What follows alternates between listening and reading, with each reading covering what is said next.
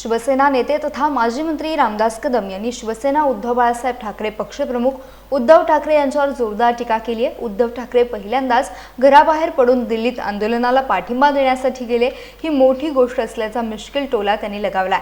मात्र दिल्लीत जाऊन त्यांनी नेमकं केलं काय असा सवाल उपस्थित करत राहुल गांधींना पाठिंबा दिल्याचा आरोप देखील कदम यांनी केलाय।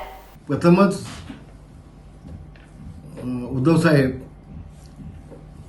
हे दिल्लीमध्ये आंदोलनाला पाठिंबा देण्यासाठी गेलेले पाहिले,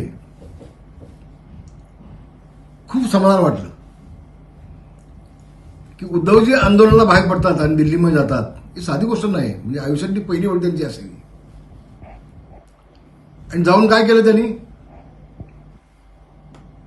राहुल गांधीला पाठिंबा दिला आणि आप दिल्ली संभालो हम राज्य संभालेंगे।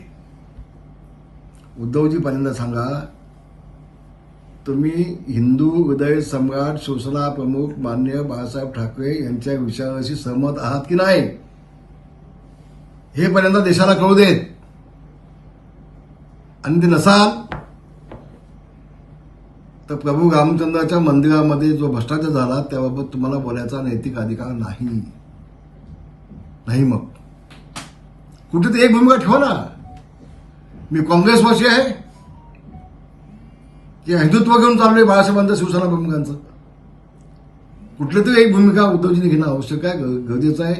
पण मला असं वाटतंय की उद्धवजी आता भांबावलेत, त्यांना काय करायचं आणि काय नाही हे सुचण्याचं झालंय। आणि म्हणून त्यांची दिशाभूल करण्याचं काम त्यांच्या आजूबाजूला असणारे लोक हे करतायत, त्याच्यामुळे ते दिशाहीन झालेत असं म्हणेन।